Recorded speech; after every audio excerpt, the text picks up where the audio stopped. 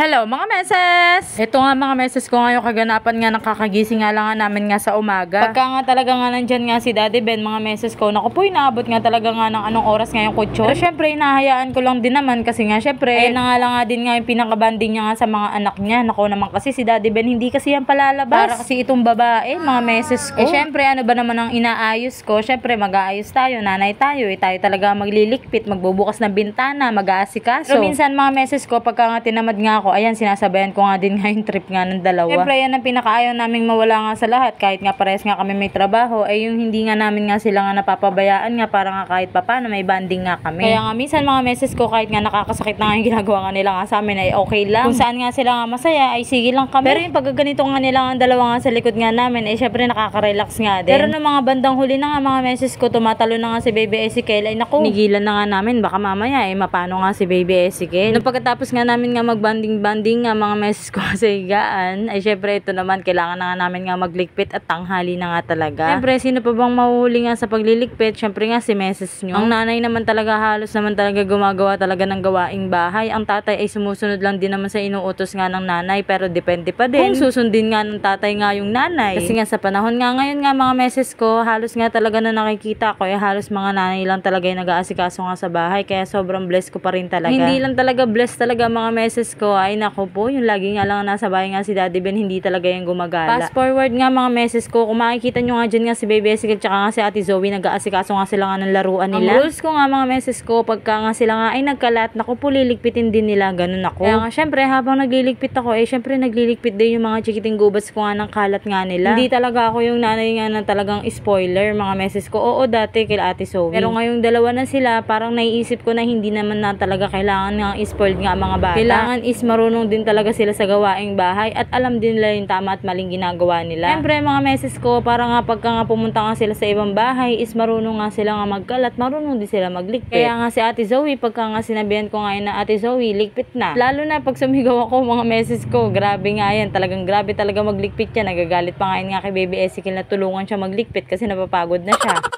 Pero maganda din naman yun nga mga meses ko. Syempre natututo nga din nga si Baby Ezekiel nga magligpit. Sa murang edad nila mga meses ko, hindi ko talaga pinipili kung ano yung mga dapat gawin nila, kung ano yung pwede nilang gawin na ikakatulong nila at saka ikakabuti nila. Pinagbibigyan ko, ginagawa ko. Hindi kaya pinapagawa ko sa kanila mga meses. Pilit kong pinapaintindi sa kanila lahat. Lagi ko sinasabi sa kanila na darating din yung araw mga anak na gagawin at gagawin nyo pa rin yung mga ganyang bagay. O balik na tayo dito mga meses ko, masyado nang malungkot si meses nyo.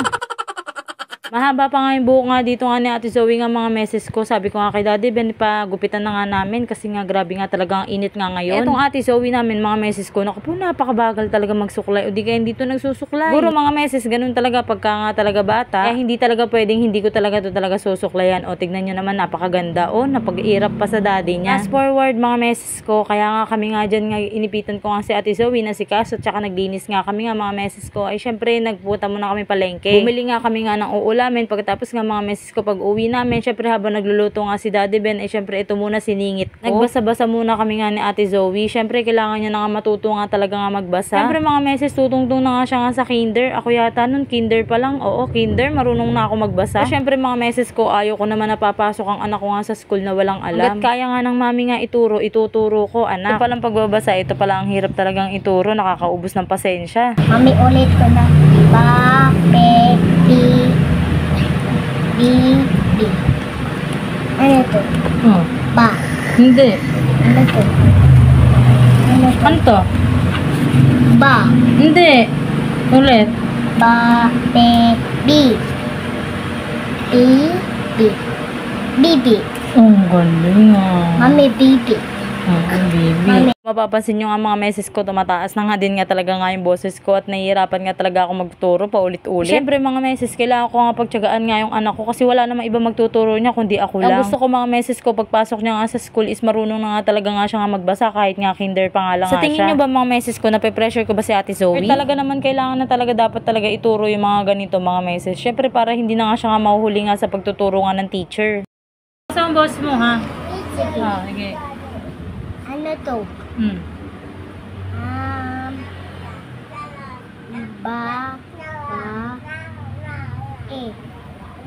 Pambae. Babae. Pambae. Oh. Girls and boys. Oh.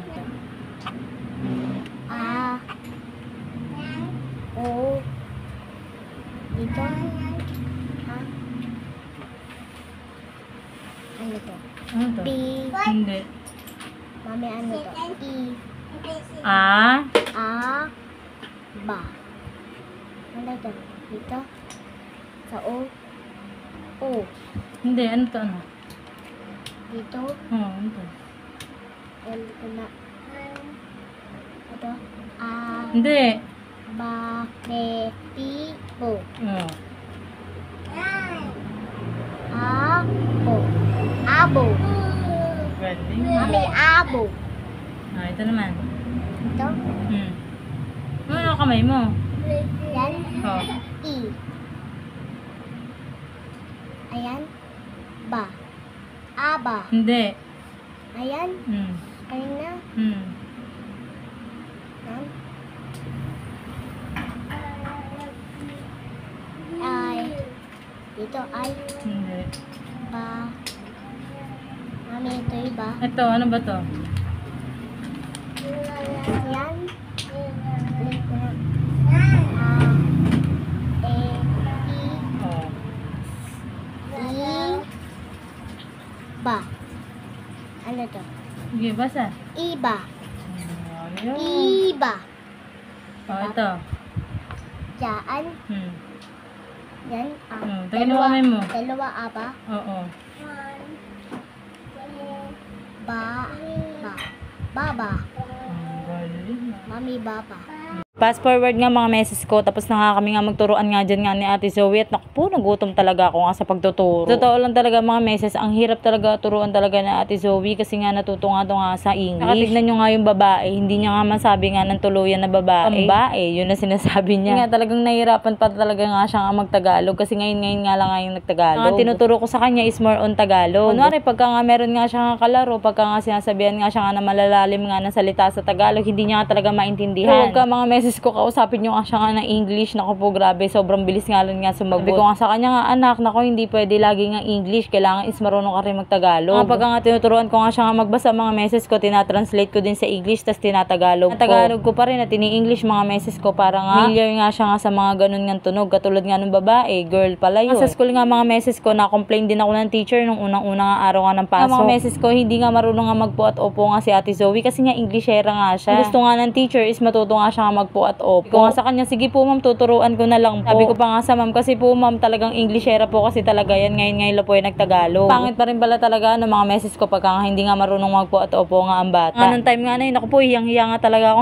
mga meses. Tinuturuan ko nga nun nga si Ate Zoe, hindi niya nga alam kung saan niya nga ilalagay nga sa salita niya ngayon po at opo. Kalauna natuto na rin naman siya. Grabe nga ang hiya ko nga nun nga sa teacher nga nila. Ito nga pala mga meses, kaya nga kami nga naglamesa nga dyan at naku po, napapagod na nga kami nga sa lapad. Pero kasi mga meses, delicates kasi yung ganito nga lamesa. May lamesa nga kami, tinutuunan nga ni Baby S, kailangan sa matapon na nga lang nga talaga yung pagkain.